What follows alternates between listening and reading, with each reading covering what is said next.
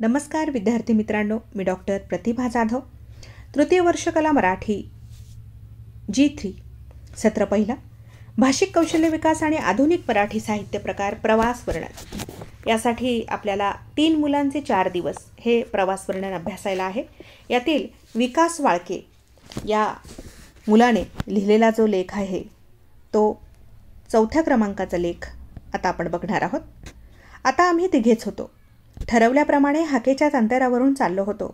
रस्ता त्या मानाने ठीक असल्याने अंतर भरभर कापत होतं. रस्त्याने जाणारे येणारे आमच्याकडे टक लावून पाहत होते. कुटरू अजून 15 किलोमीटरवर होतं. एका ठिकाणी थोडा वेळ पाणी घेण्यास थांबलो. वाटेत 5 ते 10 किलोमीटरनंतर आश्रमशाळा लागत होत्या. मुलींच्या आणि मुलांच्या वेगळ्या होत्या. नाताळच्या सुट्ट्या असल्यामुळे सर्व मुलं मुली आपापल्या घरी गेलेली होती. प्रशस्त ग्राउंड, कडेने कुंपण असलेल्या या शाळा खूपच सुंदर दिसत होत्या. 4:30 वाजत आले असावेत. अंधार पडायला लागला होता. आज कुटरूला पोचणं शक्य नसल्यानं आम्ही पुढील गावात थांबायचा निर्णय घेतला. बरेच पुढे आल्यावर श्रीकृष्णचा मोबाईल मागे आम्ही थांबलो होतो त्या ठिकाणी आदर्शकडून राहिल्याचं लक्षात आलं. आदर्श तसाच परत मागे गेला. ते साधारण 5 ते 7 किलोमीटर. त्यामुळे मी आणि श्रीकृष्ण तिथेच एका कडेला त्याची वाट पाहत बसलो होतो. अंधार पडायला लागल्यामुळे इथं कुठं राहायची सोय होणं गरजेचं होतं. जवळच 4-5 झोपड्या दिसत होत्या. एका घरात मी गेलो. कोई है क्या असं म्हणत आवाज दिला. तेच घर निवडण्यामागचा हेतूही तसाच होता. घराच्या बाहेर एक दुचाकी लावलेली होती.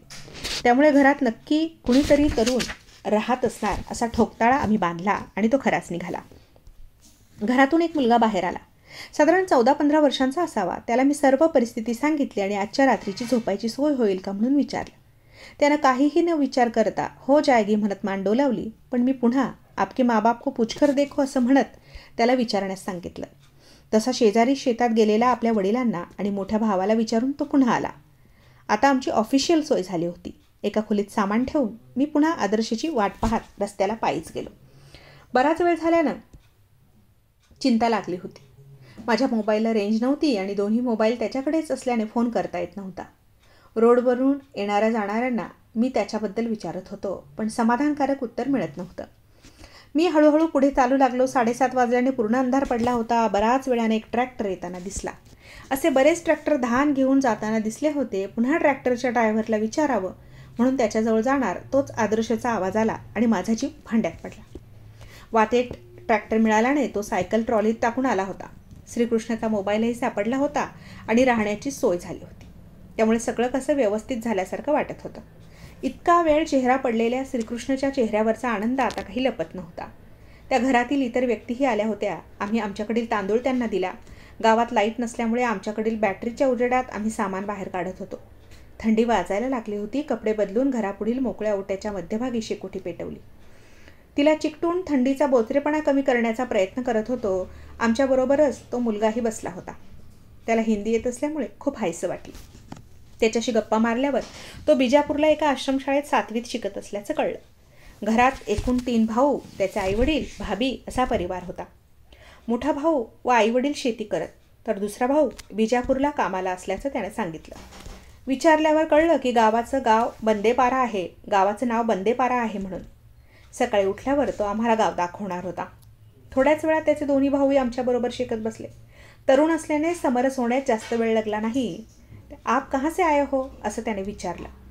हम महाराष्ट्र से है, पुणे से, गडचिरोली से यहाँ तक सायकल से आए है असं सांगितल्यावर त्यांनाही आमचं कौतुक वाटलं. सायकल चालवण्याची इच्छा त्यांनी बोलून दाखवली. आम्हीही होकार दर्शवत त्यांना परवानगी दिली. श्रीकृष्णाची सायकल नवी होती त्यामुळे त्यांनी तीच चालवणं पसंत केलं. एवढ्या अंधारात सुद्धा ते सायकल चालवत होते. गिअरची सायकल त्यांनी कधी बघितलीच नसावी. त्यामुळे त्यांना उत्सुकता असणं साहजिक होतं. पण ते परत आल्यावर आम्ही गप्पा मारत बसलो. अनेक विषयांना आम्ही हात घालत होतो. विजेबद्दल विचारलं असता असं कळलं की 2005 दरम्यान झालेला सलवा जुडूममुळे येथील घरं, विजेचे खांब तोडण्यात आले. 2 वर्षांपूर्वीपर्यंत येथे दादा लोकांचा राबता असायचा, पण आता ते येत नाहीत. आकाशात चांदणं पडलं होतं. चंद्राची अर्धकोर खूपच खुलून दिसत होती. त्याच उजेडात आमची मैफल रंगली होती. गावात ग्रामपंचायत नसल्याचं त्यांनी सांगितलं. घरात लागणाऱ्या साहित्यासाठी दवाखान्यात जाण्यासाठी विजापूरला जावं लागत होतं. तसा कुटरूचा बाजार असतो, पण दवाखान्यासाठी विजापूरलाच जावं लागे. गावात दिवसातून 2दा बस येत असल्याचं सांगितलं. आता 9 वाजत आले होते. जेवण तयार झालं होतं. आम्ही सर्वजण बाहेरच शेकोटीच्या मंद प्रकाशात डाळ भातावर ताव मारत होतो. हो सके तो कभी पुन्हा भी आना असं म्हणत त्यांना पुण्याला यायची विनंती केली. त्यांनीही जरूर अवंग म्हणत आनंदानं मान डोलावली. डाळ भात खूपच रुचकर लागत होता. एका खोलीत आमची झोपण्याची सोय करून दिली होती. आमच्यासाठी त्यांनी शेजारील घरातून 2 बाजा आणल्या. 2 बाजांवर आम्ही 3 झोपणार होतो. सकाळी लवकर जायचं असल्याने लगेचच झोपणं पसंत केलं. मला कालच बाजेवर झोपण्याचा अनुभव आल्यानं मोठ्या कष्टानं आम्ही तिघे त्या बाजांवर झोपण्याचा प्रयत्न करत होतो. आदर्श मध्ये असल्याने त्याला झोपणं अवघड जात होतं. शेवटी ते दोघेही एका बाजेवर झोपले. आज दिवसभर सायकलिंग केल्याने खूपच दमलो होतो. मी एकटा एका बाजेवर असल्याने मला व्यवस्थित झोपता येत होतं. दिवसभर घडलेल्या घटनांचा वेध मी घेत होतो. नेलगुंडातील साधू वड्डे, त्यांचे वडील, इंद्रावती नदी ओलांडताना आमची झालेली गंमत, लालसूंच्या नातेवाईकांच्या घरी केलेलं जेवण, चिन्नू, वाटेत श्रीकृष्णाचा हरवलेला मोबाईल, तो सापडण्यासाठी आदर्शने केलेली धडपड, इथे झालेली राहण्याची सोय, सर्व काही डोळ्यांसमोरून जात होतं. त्याचबरोबर रेंज नसल्याने घरच्यांना फोन न केल्याने काळजी वाटत होती. असा विचार करतच निद्रा लागली. सकाळी 7ला जाग आली. थंडी खूप असल्याने अंघोळ करता आली नाही. फ्रेश होऊन आम्ही त्या मुलांबरोबर गावात फिरत होतो. गावात साधारण 30-35 पाडे असावेत. प्रत्येक पाड्याच्या पुढे सारवलेले अंगण, शेणाने सारवलेल्या भिंती, त्यावर केलेले नक्षीकाम, असं सुंदर दृश्य असायचं. जवळच्या शाळेत देखील आम्ही जाऊन आलो. सुट्ट्या असल्यानं वर्ग मोकळेच होते. 4थीपर्यंत तिथे शाळा भरत होती. 3 खोल्या असलेली शाळा आणि तिच्या पुढे मोकळं मैदान. या मैदानात क्रिकेट स्पर्धा आयोजित केल्या जातात, तसं तो मुलगा सांगत होता. मागल्या वर्षीच आमच्या संघानं पहिल्यांदाच ही स्पर्धा जिंकली असल्याचं आणि 15,000चं बक्षीस मिळालं असल्याचं अभिमानानं म्हणाला. क्रिकेट हा खेळ इथे देखील खेळला जातो. व्हॉलीबॉल देखील या भागात आम्ही पाहत आलो आहोत. कारण प्रत्येक गावात व्हॉलीबॉलला लागणारी नेट आम्हाला दिसायची. मागासलेला भाग असून देखील या लोकांनी क्रिकेट व व्हॉलीबॉलसारख्या आधुनिक खेळांना आत्मसात केलं होतं. माणूस किती मागासलेला, अविकसित असला तरी खेळाला त्यांच्या जीवनात अनन्यसाधारण महत्त्व असतं. हे आम्ही स्वतः पाहत होतो. बंदेपारा नाव असलेल्या या गावात धानच पिकत होतं. हे धान सरकारी गोदामांना विकलं जायचं. वर्षभरातील त्यांची कमाई तेवढीच असायची ज्या भावाने सरकार माल घेईल. त्यावरच समाधान मानावं लागत असे. जवळपास कुठेच मोठी बाजारपेठ नसल्याने त्यांना ते बाजारात विकता येत नसे. बिजापूरला बाजारपेठ होती, पण माल नेण्याचा खर्च खूप होता. त्यामुळे त्यांच्यापुढे दुसरा पर्याय नव्हता. शरीराने लहान, काटक, पण लाजाळू. सुरुवातीला कमी बोलणारा हा मुलगा आता आमच्याशी भरपूर गप्पा मारत होता. मुझे बहुत पढ़ना है, माँ बाप का नाम रोशन करना है, असं आम्हाला मोठ्या आत्मविश्वासाने सांगत होता. त्याच्या डोळ्यात आम्हाला वेगळीच चमक दिसली. सकाळचे 8 वाजत आले. आम्हाला निघणं भाग होतं. सामान पॅक करून निघालो. घरातील सर्व व्यक्ती कामावर गेलेल्या होत्या. मन लगाकर पढ़ाई करना और बहुत आगे जाना, असं म्हणत आम्ही त्याचा निरोप घेतला. आज आम्ही बिजापूरला जाणार होतो. साधारण 50 ते 55 किलोमीटरचं अंतर असावं. पुढे गेल्यावर डांबरी रस्ता असल्याचं आम्हाला सांगण्यात आलं होतं. त्यामुळे अंतर खूप वाटत नव्हतं. जवळील लाडू, चिवडा, चिक्की खाल्ल्यानं दुपारपर्यंत काही चिंता नव्हती. रस्ता चांगला असल्याने भरभर अंतर पार होत होतं. माझ्या सायकलचे टायर जाडीने कमी असल्यामुळे ती सुसाट पळत होती. वातावरणातील प्रसन्नतेमुळे थकवा जाणवत नव्हता. आज 27 डिसेंबर. दौरा सुरू करून 6 दिवस झाले. तसा अजून बराच पल्ला गाठायचा होता. सुकमा, दंतेवाडा, मा दंतेश्वरी देवी, मलकानगिरी, बालीमेला आणि विशाखापट्टणम असा प्रवास करायचा होता. त्यामुळे अभी तो शुरुआत हुई थी, मंजिल तो कोसो कदम दूर थी. सुरुवातीला या भागाचा अभ्यास करताना दंतेवाड्यातील एज्युकेशन सिटीबद्दल खूप ऐकलं होतं. याबद्दल यूट्यूब व विकिपीडियावरून माहिती काढली होती. तसा दंतेवाडा हा पूर्णपणे जंगलाने वेढलेला प्रदेश. पूर्ण देशात नक्षलवाद्यांचं माहेरघर म्हणून खूप प्रसिद्ध असलेला हा जिल्हा 2013मध्ये एकदमच उत्तम शैक्षणिक कार्यासाठी प्रकाशझोतात आला होता. त्याला कारणही तसंच होतं. पूर्णपणे मागासलेल्या या जिल्ह्यात पोलीस आणि नक्षलींमध्ये सतत ती धुमचक्री चालत असते. यामुळे शिक्षणाचा विचार करणं देखील हास्यास्पद गोष्ट होती. पण याच प्रदेशात आज इंजिनिअरिंगपासून मेडिकलपर्यंत, फार्मसीपासून मॅनेजमेंटपर्यंतच्या आधुनिक कोर्सची उपलब्धता केली होती. नर्सरीपासून इंग्रजी माध्यमाची सोय केलेली होती. तसं प्राथमिक शिक्षण हे स्थानिक आदिवासी भाषेमध्ये दिलं जात होतं, जे की मूल शाळेतनं येण्याचं मूळ कारण होतं. पोटा की बिन, उडान, झुलो आसमान या योजनेअंतर्गत मुलांची शिक्षणाबरोबरच राहण्याची सोय केली होती. कम्प्युटरपासून डिजिटल शिक्षणाची सोय केली होती. या सर्व प्रयोगामागे जिल्ह्याचे कलेक्टर O.P. चौधरी होते. याचाच गौरव म्हणून 2015 पंतप्रधान अवॉर्ड त्यांना देण्यात आलं होतं. पूर्णपणे मागासलेल्या या भागात आधुनिक सोयींनी सुसज्ज असलेल्या एज्युकेशन सिटीला भेट देण्याचं आम्ही आधीच ठरवलं होतं. त्यामुळे दंतेवाडाला आम्ही जाणार होतो. तसेच दंतेवाडा हे नाव पडलेल्या या परिसरातील दैवत असलेल्या मा दंतेश्वरीच्या मंदिरातही जायचं होतं. 14व्या शतकात चालुक्य राजांच्या काळात बांधलेलं हे मंदिर स्थापत्यशास्त्राचं मूर्त प्रतीक होतं. सायकलनं सुकमाहून दंतेवाडाला जाणं व पुन्हा सुकमाला येणं खूप वेळखाऊ होतं. त्यामुळे आम्ही सुकमाहून दंतेवाडाला बसने जाण्याचं ठरवलं. एक दिवस तिथे राहून सर्व प्रदेश फिरून आम्ही पुन्हा सुकमाहून मार्गस्थ होणार होतो. सुकमा जिल्ह्यात जिल्हाधिकारी म्हणून काम करणाऱ्या व महाराष्ट्रीयन नीरज बनसोड यांचीही आम्ही भेट घेणार होतो. तसंच महिला शिक्षण सबलीकरण, आरोग्य या क्षेत्रात काम करणाऱ्या संस्थांच्या कार्यकर्त्यांनाही सुकमात भेटणार होतो. एकंदरीत भरीव नियोजन होतं. सकाळी प्रवासाला सुरुवात करून 2 तास झाले. उन्हं केव्हाच डोक्यावर आली होती. रस्त्यावरची वर्दळ वाढली होती. माझ्या सायकलच्या पॅडलचा नट सारखा पडत होता. तो पुन्हा जोडून पुढं जात होता. तो नवीनच टाकायला लागणार होता. पण मध्ये कुठे सायकलचं दुकान नव्हतं. विचारल्यावर कुटरूला असल्याचं कळलं होतं. कुटरू अजून 5 ते 7 किलोमीटर लांब असल्यानं तसंच जाणं भाग होतं. साधारण दुपारी 1च्या रणरणत्या उन्हात आम्ही कुटरूला पोचलो. गावचा आज नेमका बाजार होता. त्यामुळं खूप गर्दी होती. गावात प्रवेश करताच हातात बंदुका घेऊन उभे असलेले CRPF व छत्तीसगडी पोलीस दिसले. एवढा मोठा पोलिसांचा पहारा पाहून या परिसराची गहनता आम्हाला आधीच जाणवली होती. आम्हीही जय हिंद म्हणून सॅल्यूट ठोकला आणि आमच्या एकंदर दौऱ्याबद्दल माहिती दिली. त्यांनी आमचे ओळखपत्र तपासून आम्हाला पुढे जायची परवानगी दिली. तसं कुटरूबद्दल आधी खूप वाचलं होतं. गावाचा विस्तार मोठा होता. बऱ्यापैकी विकास झालेला होता. गावात रस्ते, शाळा, लाईट, सरकारी दवाखाना यांची उपलब्धता नव्हती. 2005 सुरू झालेल्या सलवा जुडुम नावाच्या प्रयोगाची सुरुवात याच खेड्यातून झालेली होती. या प्रयोगाचा अर्थ शांती यात्रा असा होता. परंतु या प्रयोगाचा चळवळीचा उद्देशच नक्षल चळवळ कमी करणं असल्याने हिंसाचार खूप झाला होता. स्थानिक लोकांना एकत्र करून त्यांना प्रशिक्षण देऊन त्यांच्या हातात शस्त्र देऊन नक्षली विरोधात लढण्यास तयार केलं जात होतं. यात लहान मुलांपासून तरुणांचा मोठ्या प्रमाणात भरणा होता. असे हजारो शस्त्रधारी युवक आणि पोलीस एकत्र येऊन नक्षलग्रस्त भागात मोहीम राबवत होते. यात नक्षल सपोर्ट करणारी गावे जाळून टाकणे, त्या भागातील घरं नष्ट करणे, लोकांना मारणे असे करत ही मोहीम राबवली गेली होती. काँग्रेसचेच नेते असलेले महेंद्र कर्मा यांच्या नेतृत्वाखाली ही मोहीम आखली गेली होती. दंतेवाडा, सुकमा या बस्तर भागात मोठ्या प्रमाणात ही मोहीम राबवण्यात आली होती. मोठ्या प्रमाणात हिंसाचार झालेला होता. अनेक निरपराध लोकांचा नाहक बळी गेला होता. दोन्ही बाजूंचे बरेच नुकसान झाले होते. अनेक तरुणांना, पोलीस अधिकाऱ्यांना व नक्षलींच्या वड्या नेत्यांना प्राण गमवायची वेळ आली होती. बलात्काराच्या, लुटण्याच्या असंख्य घटना घडल्या होत्या. अशा चळवळीचा केंद्रबिंदू असलेल्या कुटरू या गावात आम्ही नुकताच प्रवेश केला होता. गावात बाजार असल्याने आसपासच्या गावचे आदिवासी बंधू आपला माल विकण्यास व विकत घेण्यास आले होते. यात जंगलात मिळणाऱ्या अनेक उत्पादनांचाही समावेश होता. यात मध, डिंक, फळं, त्याचबरोबर शेतातील धान, मिरची, बांबूपासून बनवलेल्या वस्तू यांचा समावेश होता. त्याचबरोबर खाण्यासाठी जिलबी, लाडू, चिवडा, विशेष करून मांस मच्छीच्या मोठ्या प्रमाणात रांगा लागलेल्या दिसत होत्या.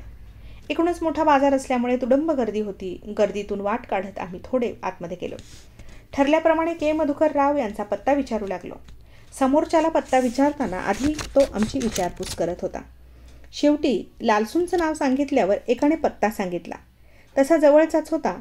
सरळ पुढे जाऊन डाव्या बाजूला असलेल्या शाळेचा तो पत्ता होता. आम्ही चालतच तिथे गेलो.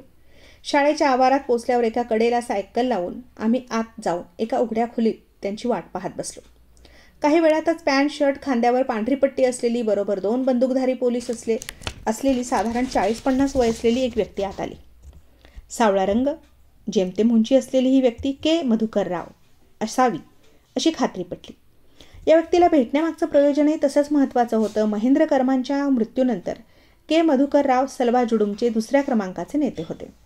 या प्रदेशातून जात असल्याने तसेच आदिवासी व नक्षल चळवळीचा अभ्यास करताना त्यांना भेटणं गरजेचं होतं. आमची चौकशी व विचारपूस आधीच झाल्याने ते आमच्यासमोर येऊन बसले. पुन्हा खात्री म्हणून साध्या वेशात असलेल्या त्यांच्याबरोबरच्या पोलिसाने आमची चौकशी केली. सर्व सोपस्कार पार पाडल्यानंतर आम्ही आमच्या अभियानाची व एकंदर प्रवासाची थोडक्यात त्यांनाही माहिती करून दिली.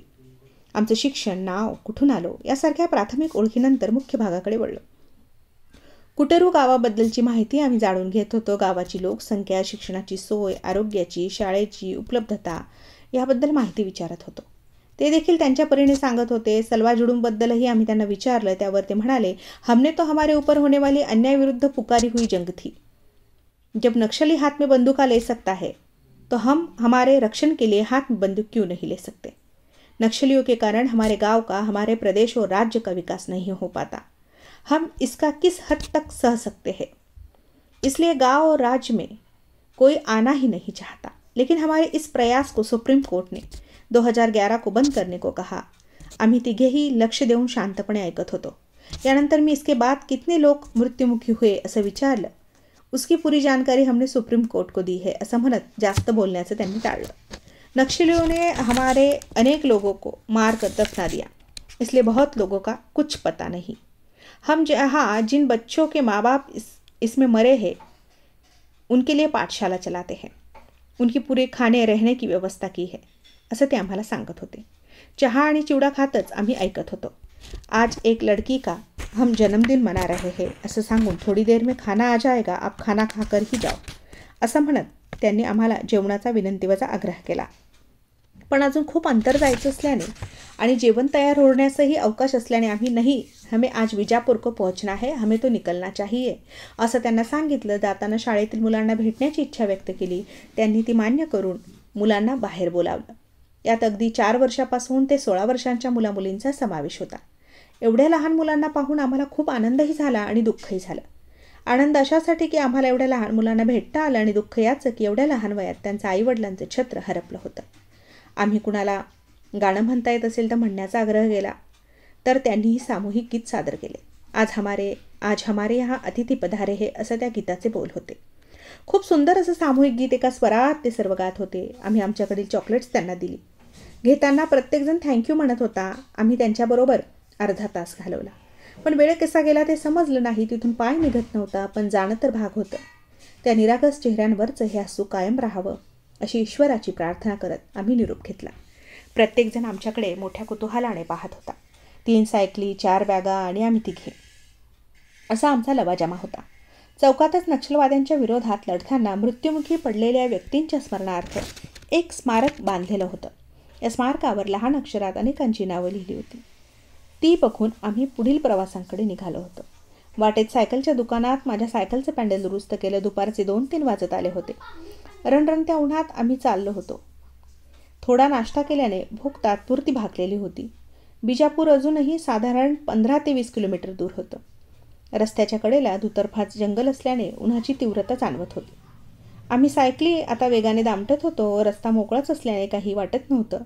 कुटरूपासून बरंच पुढे आल्यावर रस्त्याच्या दुतर्फा झाडांच्या फांद्यांना पांढरे पेपर अडकवलेले दिसत होते आणि त्याच्यावर लाल रंगानं काहीतरी मजकूर हिंदीत लिहिला होता.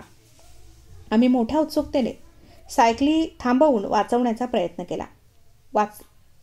प्रयत्न केला. विकास के नाम पर भांडवलदारों का घर भरने वाली सरकार का धिक्कार हो. लाल क्रांति आने वाली है. गरीब किसानों की खेती हडपने वालों को हम छोडेंगे नहीं. अशा बऱ्याच प्रकारची पत्रकं होती. खाली एरिया कमांडर बस्तर असा मजकूर लिहिलेला होता. असा प्रकार साधारण 200-300 मीटरपर्यंत होता. नक्षलवाद्यांची पत्रकं होती ती. आता आम्ही जगदलपूरहून बिजापूरला जाणाऱ्या नॅशनल हायवेला लागलो. कुटरूहून येणारा रोड या हायवेला जोडतो. तिथे मोठा चौक आहे. याच चौकात आम्ही काही वस्तू घेण्यासाठी थांबलो होतो.